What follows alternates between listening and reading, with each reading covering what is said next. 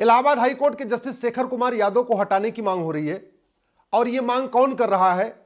वो व्यक्ति कर रहा है जो आतंकवादियों, अलगाववादियों, कट्टरपंथियों, जिहादियों का मुकदमा लड़ता है।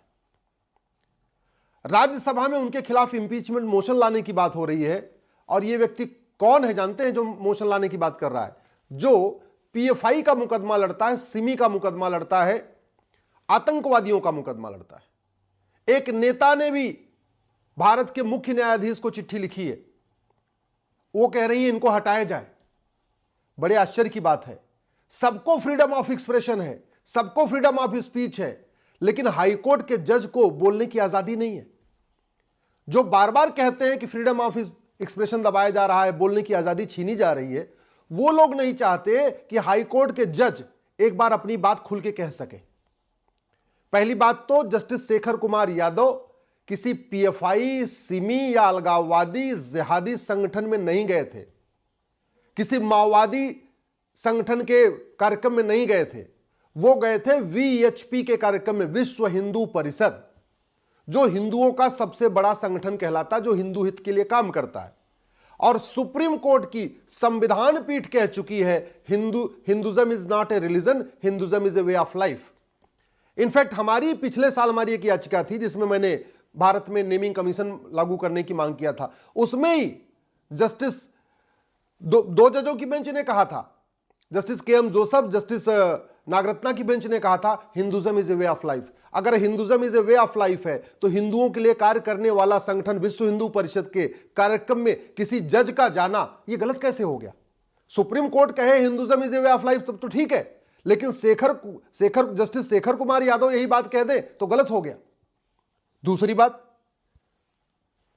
जस्टिस शेखर कुमार यादव ने कहा यूसीसी लागू होना चाहिए, मजहब के आधार पर सारे नियम कानून खत्म होने चाहिए। अरे संविधान का आर्टिकल 13 यही कहता है, आर्टिकल 13 कहता है देश आजाद हो चुका है, देश सोवरिन हो चुका है, देश संप्रभु हो चुका है। भारत में जितने भी 1950 से पहले मजहब के आधार पर नियम कानून है, भेदभाव करने वाले कानून है, वो खत्म होने चाहिए। आर्टिकल 13 यही कहता है। तो जस्टिस शेखर कुमार यादव ने वही बात कही जो आर्टिकल 13 कहता है, तो उन्होंने गलत क्या कह दिया? जस्टिस शेखर कुमार यादव ने यह कहा कि समान नागरिक संहिता लागू होनी चाहिए। 1948 पे इस पे चर्चा हो चुकी है, संविधान सभा में खूब चर्चा हो चुकी है। बाबा साहब अंबेडकर ने कहा कि हां यूसीसी होना चाहिए, और वही बात जब जस्टिस शेखर कुमार यादव कह रहे तो गलत हो गए। मतलब गजब का पाखंड चल रहा है भाई इस देश में। एक बात और कही जस्टिस शेखर कुमार यादव ने कि देश बहुसंख्यकों की इच्छा पे चलेगा। वो तो चलता रहा है, पहले भी चल रहा था, आज भी चल रहा है, आगे भी चलेगा। अरे सारी पॉलिटिकल पार्टियां चुनाव के पहले एक मैनिफेस्टो बनाती हैं, उस मैनिफेस्टो में अपने कार्यक्रम लिखती हैं, हम क्या करेंगे क्या करेंगे क्या करेंगे। उसके बाद जनता से वोट मांगती हैं, और देश की बहुसंख्यक जनता जिसको वोट करती है वो पॉलिटिकल पार्टी आके अपने मैनिफेस्टो को लागू करती है। तो चाहे वो भारत हो, चाहे वो पाकिस्तान हो, चाहे वो बांग्लादेश हो, चाहे वो अमेरिका हो, चाहे सिंगापुर हो, चाहे जापान हो, हर देश बहुसंख्यक की इच्छा पे ही चलता है। जहां मेजॉरिटी वोट करती है वही पॉलिसीज लागू होती है। इसमें जस्टिस शेखर कुमार यादव ने क्या कह दिया? एक शिकायत आई है कि जस्टिस शेखर कुमार यादव ने अपनी शपथ का उल्लंघन किया। मैं उनको कहता हूं जरा जजों की शपथ क्या होती देख लीजिए। शेड्यूल 3 में सबकी शपथ लिखी हुई है संविधान के। इसमें सांसद, विधायक, मंत्री, जज, हाईकोर्ट के जज, सुप्रीम कोर्ट के जज, सबकी शपथ लिखी हुई है। उन्होंने अपने शपथ का कौन सा शब्द का वायलेशन किया मुझे बताइए। अरे इसमें लिखा हुआ है हम रूल ऑफ लॉ अपहोल्ड करेंगे। जस्टिस शेखर यादव ने यही कहा कि भैया यहां पे तानाशाही नहीं चलेगी और किसी की मजहबी नियम कानून नहीं चलेगा, रूल ऑफ लॉ चलेगा। उसमें उन्होंने कौन सा गलत कह दिया? उन्होंने जस्टिस शेखर, इसमें लिखा हुआ है कि हम देश की एकता अखंडता मजबूत करेंगे। जस्टिस शेखर कुमार यादव ने यही कहा कि मजहब के आधार पर नियम कानून चलेंगे तो देश की एकता तार हो जाएगी, यूसीसी आएगा, देश की एकता अखंडता मजबूत होगी, भाईचारा बढ़ेगा। एक उनका कहना है कि माइनॉरिटीज के ऊपर हमला है। पहली बात तो मैं इन पाखंडियों से पूछता हूं, माइनॉरिटी होता कौन है? कभी सोचा आपने? संविधान में कहीं माइनॉरिटी कौन है लिखा हुआ है क्या? भारत के किसी कानून में माइनॉरिटी लिखा हुआ है क्या? माइनॉरिटी डिफाइन करना होगा तब तो तुम्हारी बोलती बंद हो जाती है। आज तक कभी नहीं मांग किया कि माइनॉरिटी को डिफाइन करो। यूएन कहता है एनी ग्रुप और community which is socially, economically, politically non dominant and inferior in population less than 1%। जो 1% से कम होता उसको माइनॉरिटी कहते हैं।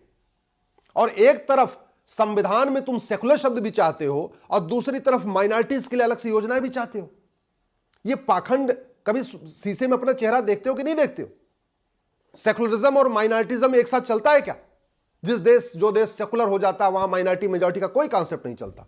और भारत में तो वैसे भी संविधान के प्रियम्बल में कभी सेकुलर शब्द जोड़ा ही नहीं गया था। इमरजेंसी के दौरान जोड़ा गया, आपातकाल में जोड़ा गया, तब जोड़ा गया जब लोकसभा का टेन्योर खत्म हो गया था, तब जोड़ा गया सारे लीडर ऑफ अपोजिशन जेल में थे या तो विदेश चले गए थे, तब जोड़ा गया जब मीडिया का बिजली पानी का कनेक्शन कटा हुआ था।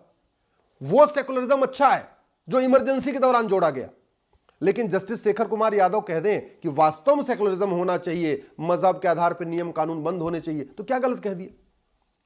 इस देश में अगर माइनॉरिटी डिफाइन हो जाए ना तो बहुत बड़ा काम हो जाएगा। मैं तो कहता हूं आज हेट स्पीच डिफाइन होना चाहिए और जितनी भी मजहबी किताबें हैं, जितनी भी रिलीजियस किताबें हैं, जितने भी धार्मिक ग्रंथ हैं, सबको एक बार स्क्रूटनी होनी चाहिए और पता चले देश को कि वास्तव में कौन कौन सी किताब हेट स्पीच फैला रही है।